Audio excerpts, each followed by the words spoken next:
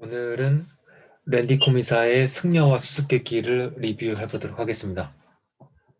이 책은 이제 한국에서 출판된 버전이 여러 개가 있는데, 저는 럭스 미디어 출판사에서 출판한 책을 예전에 읽고 여러 번 읽고 이제 도움을 받은 적이 있었습니다. 일단 이제 저자인 랜디 코미사에 대한 소개를 보면 하버드대 로스쿨 출신인데 변호사라는 명함을 버리고 1980년대 초반에 벤처 비즈니스 세계로 뛰어들어서 뭐 공동 창업도 하고 대표도 역임하고, 그리고 이제 하버드랑 스탠퍼드 대학교에서 기업가 정신과 관련된 강의도 이제 했었습니다. 그래서 뭐 실리콘밸리의 철학자라는 별명을 가지고 있다고 합니다.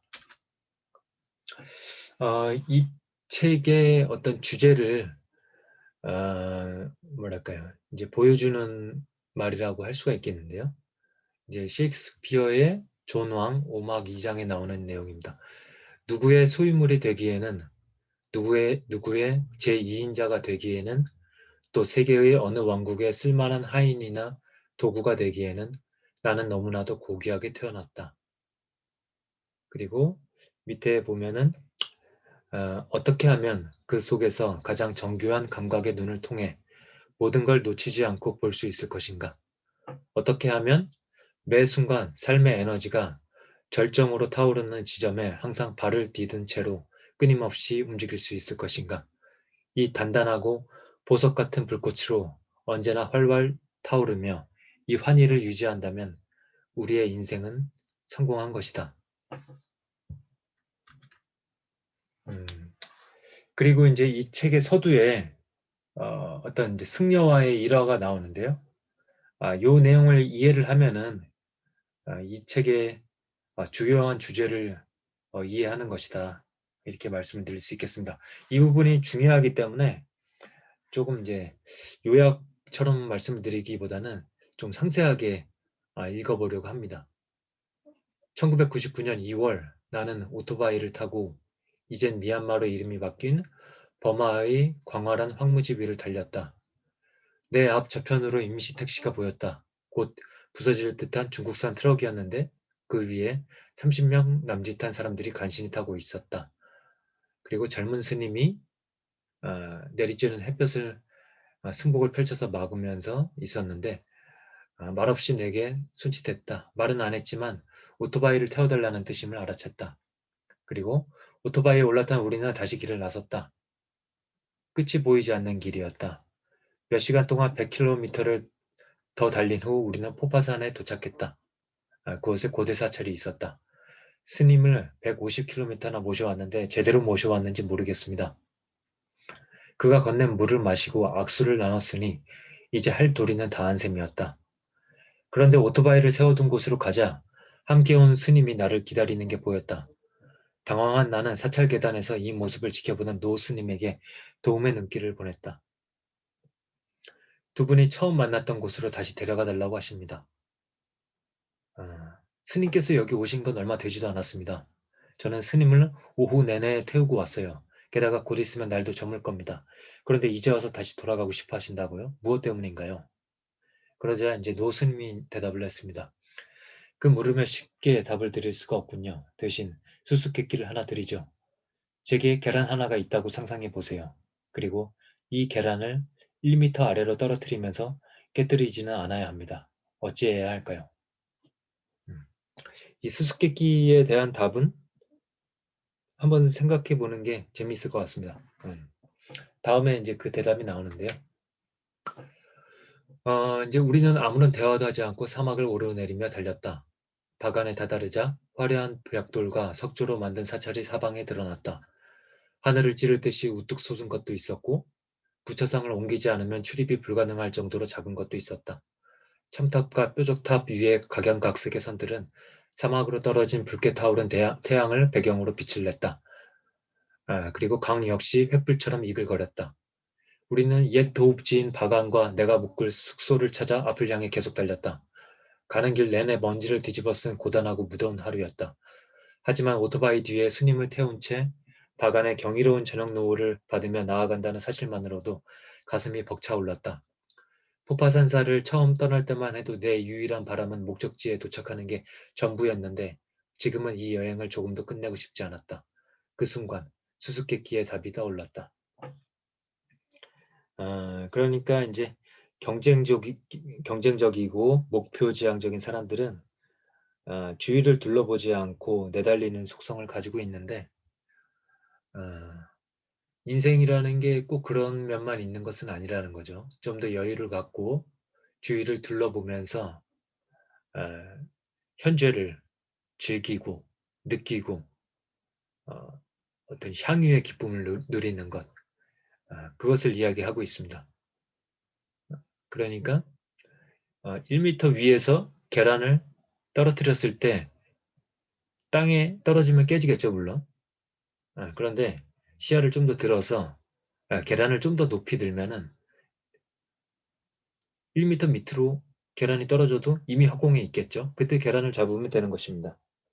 그러니까 좀 더 넓은 시야, 그러니까 너무 얽매여 있는 삶이 아니라 어떤 관리적인 삶, 부품과 같은 삶이 아니라 목적을 지향하면서 그 목적지로 향해 가면서 그 여정을 즐기는 것, 그것을 이야기하고 있습니다. 이것이 어떤 삶에 대한 이야기일 뿐만 아니라 사업에도 똑같이 적용될 수 있다는 것입니다.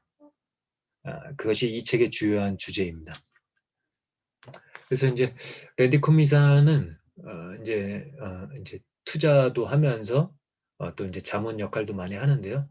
그에게 투자를 받기 위해서 찾아온 청년 창업가 레니라는 사람과의 일화를 이야기하고 있습니다. 레니와의 일화를 통해서 그가 하고 싶은 말을 이 책 내내 하게 되거든요. 그래서 약속 시간보다 몇 분 일찍 도착했지만 레니는 이미 나를 기다리고 있었다.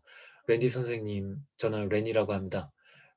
프랭크 씨가 선생님을 쉽게 알아볼 수 있을 거라고 말씀해 주셨습니다. 삭발한 머리에 카우보이 부츠를 신고 청바지에 오토바이용 재킷을 입고 있으니 나를 쉽게 알아볼 수밖에 없겠지. 그는 다부지게 악수를 청하고는 마치 정치인처럼 왼손으로 내 팔꿈치를 잡고 미리 맡아놓은 테이블로 안내했다. 자신감에 찬 그의 태도를 보니 개발자는 아닌 듯했다. 무척 사교적이고 옷도 잘 입었다. 그렇다면 과학기술에 대한 사업 설명은 아닐 게 분명하다. 레니의 전형적인 회사원 차림은 실리콘밸리 사람이 아니라는 걸 말해주었다. 그리고 이제 그의 과거를 떠올리는데요. 그가 IBM과 몇 달 동안 투자 협상을 벌인 적이 있었다고 합니다. 상대는 노련하기로 유명한 딕 시모어라는 사람이었는데 전형적인 IBM 중개인이었습니다. 외교관에 버금가던 이 해결사는 각기 상충된 관심사를 가진 주주들로 구성된 IBM 내부 조직은 물론 나와 같은 외부 별종들을 다루는 방법까지도 잘 알고 있었다. 그 당시 50대였을 딕은 다부지고 달변가였으며 완벽하게 프로페셔널했다. 또한 흠잡을 데 없는 감색 양복에 빳빳한 흰 셔츠를 입고 다녔다.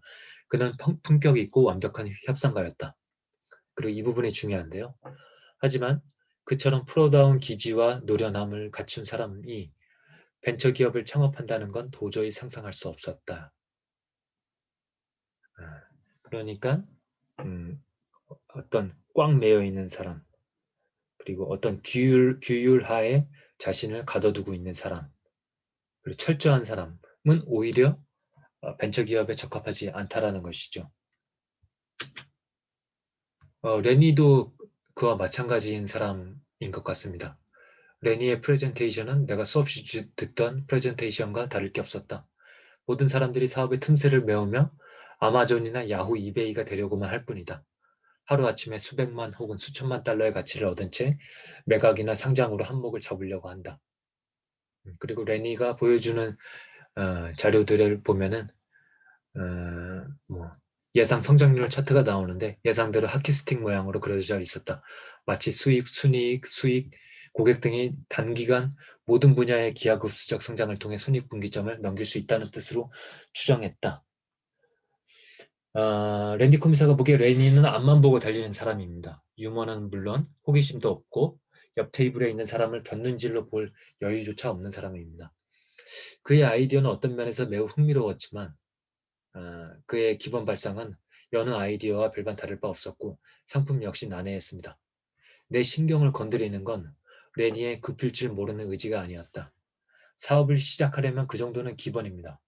사업을 시작하는 사람들은 약간 비이성적이고 분석이 불가능할 만큼 열정적이어야 합니다. 그런데 레니는 집착을 향해 가도록 세팅된 자동장치 같았다. 그러니까 부정적인 면을 보았다는 거죠. 이렇게 이제 자동적으로 세팅된 자동 장치 같은 사람은 이제 여러 가지 변수들을 만나서 계획이 틀어질 수 있는 벤처 기업을 성공시키기에는 적합하지 않다고 본 것 같습니다. 물론 랜디 쿠민사도 과거에 젊을 때는 그와 같은 특징을 갖고 있었습니다. 그가 변호사로서 활동할 때 들었던 말입니다. 다른 건 안중에도 없이 그냥 이기려고만 하고 있군. 이것은 이제 이런 책망을 듣는데요. 이게 어떻게 보면 청춘의 특권이라고 볼 수가 있겠습니다. 똑같은 전철을 밟았던 현명한 사람에게 칭찬과 책망을 받는 일이죠. 어, 사업이란 관리는 물론 예측 및 측정이 가능한 과정입니다. 나는 모든 게 간단하고 명료하며 확실해야 한다고 믿었습니다. 관리자들은 업무가 제 시간에 운영될 수 있도록 해야 합니다. 나로서는 그러니까 책의 일화를 설명하고 있는데요. 어, 그의 상사인 리더의 사고방식이 비효율적으로 보였다고 합니다. 너무 부드럽고 흐릿하며 복잡한 문제들이 많았습니다. 따라서 측정할 수 있는 것에 제발 집중하자고 이제 그는 주장한 것이죠. 근데 이런 식으로 일을 하던 그가 어떤 거래를 그르치게 됩니다. 그때부터 그는 정신을 바짝 차리게 됐습니다. 그리고 변호사 시절부터 지닌 습관부터 버렸습니다. 내 역할은 협상 당사자 사이의 차이점이 아닌 공통분모를 찾는 것이었고 그걸 든든한 인간관계와 업무로 연결시키는 것에 있었습니다. 물론 끊임없는 논쟁이 초래되지만 내게 협상은 포커게임이 아닌 그러니까 무조건 이겨야 된 포커게임이 아니라 문제를 해결하고 관계를 도모하는 창조적인 기회라는 것이죠. 이렇게 해서 이제 레니에 대해서 부정적인 면을 이제 표시를 하자 레니는 이제 풀이 죽어 보이긴 했지만 기력만 차린다면 다시 이제 사업에 대한 이야기를 시작할 것 같았습니다. 근데 랜디 쿠미사는 그 자리를 떠나지 않고 그 자리에 계속 앉아 있었습니다. 그 이유는 몇 가지가 있었기 때문입니다. 그러니까 그의 과거 그리고 그의 선친들을 생각해 봤을 때 어떤 연민의 감정이나 또 도와주고 싶다라는 감정이 생긴 것이겠죠. 내 할아버지와 할머니는 러시아 이민자였고 외가족 친척들도 독일 출신의 보트피플이었다. 비전 하나만을 믿고 새로운 미지의 땅을 찾아 고향을 떠나서 용감하게 승부를 걸었던 분들이었다. 그러니까 사업가들과 이민자들에게는 공통점이 있습니다. 믿음 하나에 모든 것을 거는 사람들입니다. 실행이 불가능한 상황에서도 미래에 베팅을 한다. 그리고 다시 레니의 사업계획서를 한번 훑어보죠. 시장조사, 고객의 욕구, 제품 전략, 경쟁 포지셔닝, 기타 등등 꽤 잘 다듬어진 프레젠테이션이었다. 그는 이 사업을 어떻게 운영할지에 대한 계획을 아주 상세히 그렸던 것이었다. 하지만 예상치 못한 일이 벌어진다면 그는 어떤 반응을 보일까? 레니는 일단 투자를 받은 뒤 계획대로 창업을 진행시킬 생각인 게 확실했다. 그는 계획서에 모든 답이 있다고 생각하는 것 같았다. 계획대로 실행하는 것, 그건 대기업의 하는 방식이다. 매주 또는 매달 아니면 매분기에 한 번씩 임원진과 만나서 계획대로 실행되고 있는지에 대한 진전 사항을 보고하는 것과 다름없다. 저는 여기서 이제 한 가지 이제 이미지가 떠오르는데요. 아주 커다란 항공모함이나 커다란 배에서 한 명의 선원이 할 수 있는 일은 정해진 일이겠죠. 그리고 정해진 계획, 정해진 규칙, 절차에 따라서 일을 해야 될 것입니다. 하지만 보트 하나에 몸을 내맡긴 채 먼 대륙을 최초로 항해하는 사람들, 그런 사람들은 이런 계획이 정확하게 들어맞을까요? 아니겠죠. 때로는 폭풍우도 만나고 외딴 섬에 도착할 수도 있고 변수들을 많이 만날 수 있는데 그런 상황에 대해서도 대처할 수 있기 위해서는 꽉 막힌 넥타이 차림의 사람들이 아니라 도전 정신을 갖고 카우보이 모자를 쓰고 모험을 떠날 준비가 된 사람들이 이런 일을 할 수 있다는 것이죠. 그래서 이렇게 이야기를 합니다. 원칙적으로 계획은 초기 단계에서만 필요한 겁니다. 창업자가 똑똑한지, 제대로 된 사업 계획을 갖고 있는지, 미래에 대한 어떤 비전을 갖고 있는지를 보여주는 증거일 뿐, 결국엔 사업 전략상 문제점이 있는지 되짚어 볼 때만 필요한 것입니다. 레니, 당신의 사업이 계획대로 진행될지 의심스럽군요. 변수들이 너무 많거든요. 이정표 없이도 길을 찾아갈 수 있는 사람들이 필요할 겁니다. 어, 순풍만 불어온다면 제대로 항해하지 못할 사람은 없다. 하지만 맞바람을 맞으며 물이 새는 배를 타고 음식과 마실 물도 없이 험난한 파도와 강풍을 헤쳐나가야 하는 게 벤처기업입니다. 사업 환경은 수시로 변합니다. 사람들은 전략과 수익 모델을 변화에 맞게 지속적으로 재검토하고 필요에 따라서는 수정해야 합니다. 하지만 수정할 때마다 기준으로 삼아야 하는 게 기업의 비전입니다. 긴급 사태에 대응하기 위해 구성원의 감동을 이끌어내는 비전을 포기한다면 나침반 없이 남겨지는 것과 다를 바 없습니다. 그러나서 이제 리더에 대해서 이제 소개를 하고 있습니다. 이제 리더도 기업이 성장하는 단계별로 서로 다른 유형의 리더들이 필요하다고 합니다. 처음에는 레트리버 성향의 리더가 필요하고 그 다음에 블러드하운드, 허스키 등등의 리더가 필요하게 됩니다. 그리고 이제 관리와 리더십의 차이를 이제 설명을 하고 있습니다. 관리는 체계적인 과정을 말하는데 그 목적은 정해진 시간과 예산 내에서 원하는 결과를 이끌어내는 것입니다. 하지만 리더십은 인간성과 비전을 통해 다른 사람을 불가능에 도전할 수 있도록 만듭니다. 리더십을 담지 못한 관리는 아무것도 할 수가 없는 것이죠. 리더의 묘미는 계산기를 두드리고 생산 라인을 개선하려는 방법을 찾는 게 아닙니다. 사람들이 한계를 넘어설 수 있도록 격려하고 위대해질 수 있도록 자극을 하며 나보다 더 잘할 수 있는 사람에게 그 일을 맡기고 조화롭게 업무를 수행할 수 있도록 돕는 데 있습니다. 그러니까 이제 스타트업이나 벤처기업 같은 경우에는 자원이 부족할 수밖에 없겠죠. 충분한 자원을 가지고 관리를 해나가면서 기업을 운영할 수 있는 게 아니고 부족한 자원 가운데서도 자신의 능력 이상으로 발휘할 수 있는 사람들을 끌고 나가는 것이 중요하기 때문에 그러한 측면의 리더십에 그런 포커스를 맞춰야 된다는 거죠. 그래서 투자를 받을 수 있도록 리더십과 비전을 보이고 사람들을 자신 앞에 모아야 한다. 단순히 기차를 움직이게 하는 것만으로 만족할 생각을 버려야 한다. 기차의 행로를 정하고 사람들을 여행에 동참시켜야 한다. 그리고 이제 벤처 캐피탈리스트들이 이러한 스타트업이나 벤처기업에 대해서 투자할 때 중요시하게 여기는 것들에 대해서 소개를 하고 있습니다. 물론 이들의 관점에 대해서 랜디 쿠미사가 아주 긍정적인 면을 표시하는 것은 아닙니다. 일단 한번 보시죠. VC, 벤처 캐피탈리스트가 벤처 캐피탈이 궁금해하는 것은 세 가지입니다. 시장의 규모가 큰가? 제품이나 서비스가 그 시장 대부분을 점유할 수 있는가? 그리고 그 일을 해낼 수 있는 팀이 구성됐는가? 그래서 만약에 소규모 시장을 목표로 삼으면 주가 폭등과 인지도 급상승 같은 기회를 잡지 못합니다. 그리고 시장의 규모가 크면 목표에 약간 벗어나더라도 여전히 성공 가능성이 높을 뿐만 아니라 성장 가능성이 역시 크죠. 따라서 이제 소규모 시장보다는 큰 시장이 좋다는 것입니다. 그리고 최고의 VC들은 벤처 캐피탈은 선두가 될 만한 가능성이 있는 기업에만 투자를 합니다. 팽창하다가 결국엔 균형을 찾아가는 대부분의 시장에서 흑자를 달성하고 주가가 오르는 기업은 한두 곳에 불과합니다. 따라서 처음부터 시장을 지배할 만한 사업 계획을 세워야 합니다. 그리고 이제 이 책이 이제 조금 연차가 된 책이죠. 아마 2000년대 중반? 초반? 그쯤에 생긴 책 같은데요. 그때 당시의 이야기입니다. 새로운 투자 모델도 탄생했다. 벤처기업은 가능한 빨리 로켓 연료를 채운 뒤 멀리 우주로 그걸 쏴보냈다. 운이 좋으면 까만득히 멀리 날아가는 것이고 그게 아니라면 공중에서 폭파하는 것. 그게 바로 인생인 것이다. 사실 로켓형 투자 모델은 최근 실리콘밸리에서 두드러진 성공을 낳게 한 장본인이다. 하지만 좀 더 오랫동안 그 기업들을 배양했더라면 더욱 가파르게 성장할 수 있었던 잠재력을 가진 기업들도 많았다. 그러니까 이제 승려와 수수께끼라는 제목에 걸맞는 이야기인 거죠. 목적지만을 위해서 오토바이를 타고 가던 랜디 쿠미사의 모습. 하지만 승려를 다시 태우고 왔던 길을 되돌아가면서 주변을 되돌아보는 것, 여유를 갖는 것, 그렇게 해서 오히려 더 성장할 수 있는 그런 정비할 시간을 갖는 것.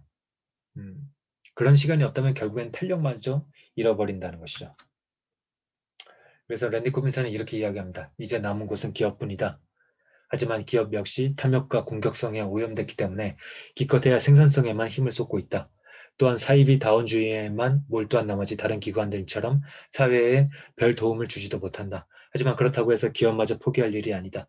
사람이 주체가 돼서 기업을 건설적인 방향으로 혹은 파괴적인 방향으로 이끌지를 결정해야 하는 것이다. 그래서 이제 랜디 쿠미사의 관점을 이제 대충 대략적으로 아시겠죠? 이제 사업을 하는 데 가운데 있어서도 너무 목적에 매몰돼서 빨리 돈을 만들어내야겠다라는 것보다 어떤 사업의 의미를 생각하고 나의 삶의 목적을 생각하고 좀 더 장시간의 그 시각을 갖고 시작을 하면은 어떠한 변수들이 생기더라도 그것에 대해서 대응할 수 있는 시간들을 마련할 수가 있고 좀 더 숙고하고 탄력성을 가지면서 그 목표를 향해서 결국 그 고난들을 뚫고 나갈 수 있다라는 것을 이야기하고 있는 것입니다. 그리고 이 책의 후반부에는 아, 이제 레니가 어떻게 긍정적으로 변화하는지 레니 쿠미사의 조언에 맞춰서 어떻게 좀 더 어떤 사업의 미션에 초점을 맞추게 되는지에 대해 변화하는 그런 과정이 나오거든요. 흥미가 생기신 분들은 이 책의 뒷부분까지 한번 읽어보시면 좋겠습니다. 그리고 이 책에 나오는 이 질문에 대해서 한번 생각해 봤으면 합니다. 1단계, 해야만 하는 걸 해라. 그렇게 미룬 후에 궁극적으로 2단계, 하고 싶은 걸 해라. 이게 과연 맞는 것일까요? 아니면 지금 당장 하고 싶은 걸 시작해야 하는 것일까요? 그 대답은 제가 내릴 수는 없는 것이고 여러분들이 한번 생각해 보시기 바랍니다. 그러면 오늘은 제로 투 원에 이어서 스타트업이나 벤처 캐피탈에 관심이 있는 분들에게 제가 두 번째로 추천해 드릴 수 있는 책 승려와 수수께끼에 대한 리뷰였습니다. 감사합니다.